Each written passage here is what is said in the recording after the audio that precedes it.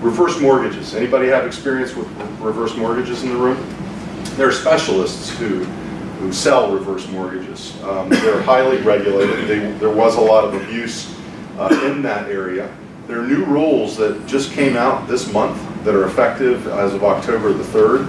And these new rules have the impact of causing you to be able to get less in terms of the amount of the reverse mortgage, because some fees have gone up and Congress has made it more difficult to get a home equity loan, a reverse mortgage that qualifies and where the banks can give it to you. But it basically means when you do a reverse mortgage, you have enough equity in your home that you can get a slug of cash out and invest it or do anything you want to do with it. You can use it to pay off your existing mortgage. And in a reverse mortgage, you do not have to make monthly payments to the lender. It's either paid at death or when you permanently move out of the house or when you sell the house. And it usually depends on your age and the value of your home. Of course, interest rates have an impact on it. And the maximum reverse mortgage that you can ever get under federal law is about $636,000. So it is useful for people who are home rich and asset poor other than their homes. And it will provide a source of income or source of cash that you might not otherwise get.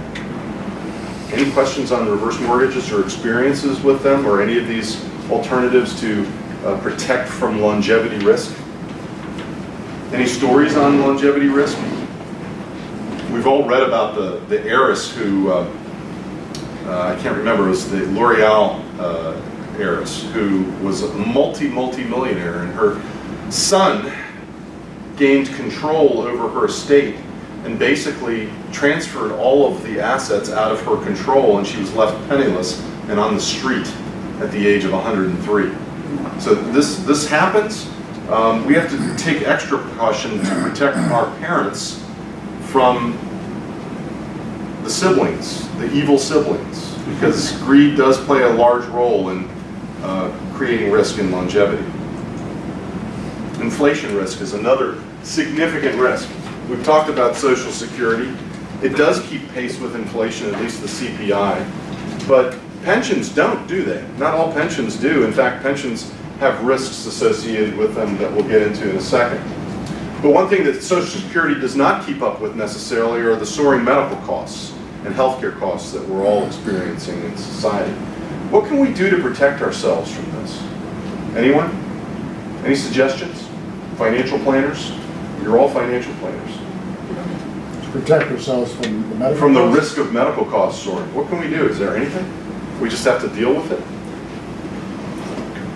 First of all, you have to become educated, which most people are not.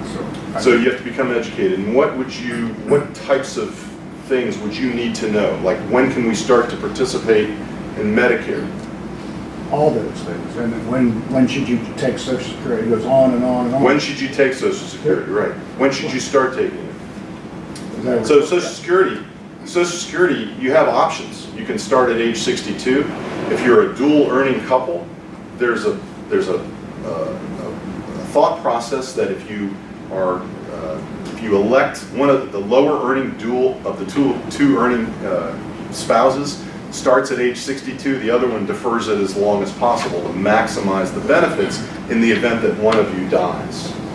So there are different techniques and different things that have to be accounted for. The key is to run the numbers and really to find out what the facts are before you advise somebody on whether they should start participating in Social Security. Medicare is very important. You have age 65, you need to start participating. Everyone should sign up for Medicare if they can, as soon as they can. Susie Orman had the answer anyway. Susie Orman has the answer? Yeah. Wait a second, you all are the financial planners, so you tell your client to go listen to She literally Susie came Orman? out yesterday and said, everybody must work until 70, period.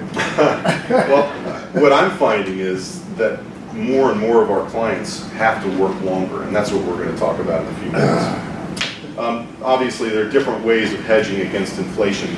Stocks may hedge against inflation in the long term, right? Because supposedly returns from stocks exceed the inflation rate historically. But it's too volatile to depend on stocks to hedge against inflation, because stocks go up and some point they're going to come down. And so when they go up and they go down, you're not necessarily hedging against inflation. Maybe over the long term, part of your portfolio should be dedicated to stocks and securities that hold stocks like mutual funds or ETFs. There are also things known as inflation indexed bonds, ILBs, and inflation indexed treasury bonds. And these types of securities also will hedge against inflation, but they also fluctuate in value. So even though they may be adjusted for inflation, the value of the security may decline. For example, if stock prices drop or interest rates rise. So these are techniques of hedging. And of course, the interest rate environment and the stock market are all things that we have to consider when we're trying to figure out what the risks are of planning post-retirement. Lower rates and interest, we've all seen that over the last 15 years, that lower rates of interest reduce retirement income for our clients. So how do we deal with that? What are the techniques that we use? Anyway, just come on, don't be shy.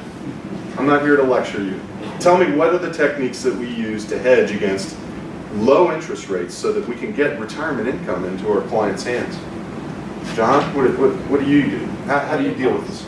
I'm sorry? High yield bonds. High yield bonds. I'm joking. Okay, so high yield bonds.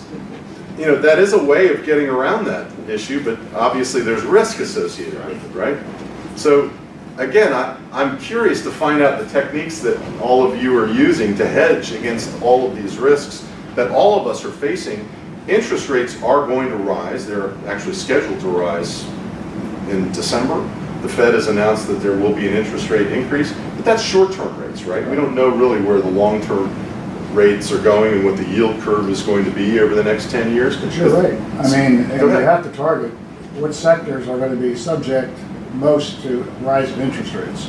You know, I have a lot of clients who have the MLPs and the rates, and they're doing well so far as income, because it's all about income when we retire. That's right. Everybody's concerned about income. So people buy annuities. That's another reason why they buy annuities. And there's some justification for it. There is It's just been justification. overdone, but I still think there's justification for it. But the bottom line is that when you go to a person's portfolio, and I'm big in dividends. I'm a big believer in large note in stocks that have dividends.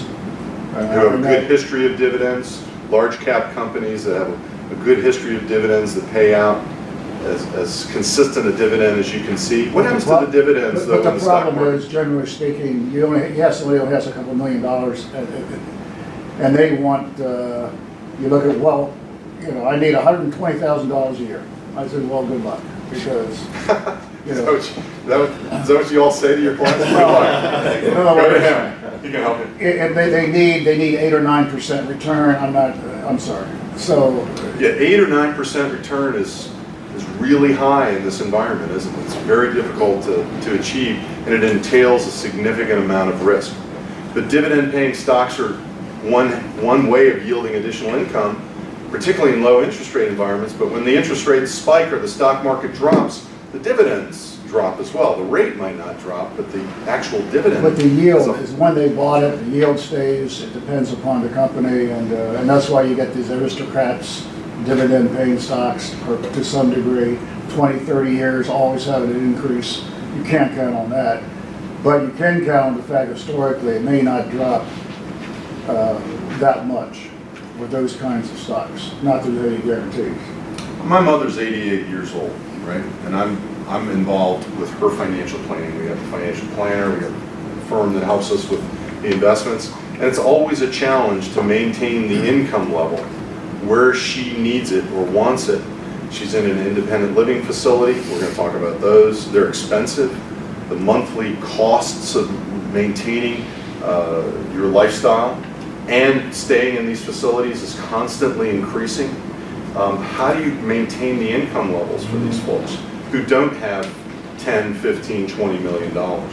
And that's a challenge for all of us. And it does become a balancing of making sure that we're generating enough income, but also minimizing risk always, particularly as the clients age. As they age, it becomes very difficult because we don't want to put them too heavily into volatile securities that are going to be going up and down like stocks. If we're adequately diversified in stocks across many sectors, and we're allocating our assets appropriately outside of stocks to fixed income producing assets and alternative investments that hedge against the stock market, then we might be doing the right thing for our clients. I'll tell you one thing that's getting bad press, and everyone's scared of them, is some options and options planning. For covered calls and things of that nature, done correctly, can be a nice part of that planning. Options and covered calls as an alternative investment strategy is very much a part of that, of good financial planning, as long as you have somebody that knows what they're doing in that context. We just heard a story about a woman who got laid off in the prime of her career, and now what does she do? Business continuity and employment is not a guarantee today. Another risk is, what if the employer goes out of business and they have a pension? Pensions aren't as common as they used to be, but they are insured to some degree by the Pension Benefit Guarantee Corporation, PBGC, so there is protection there. And with annuities, the states are supposed to insure annuities that are being sold by insurers registered within the state. So there are regulations and state insurance corporations that provide for protection in that instance.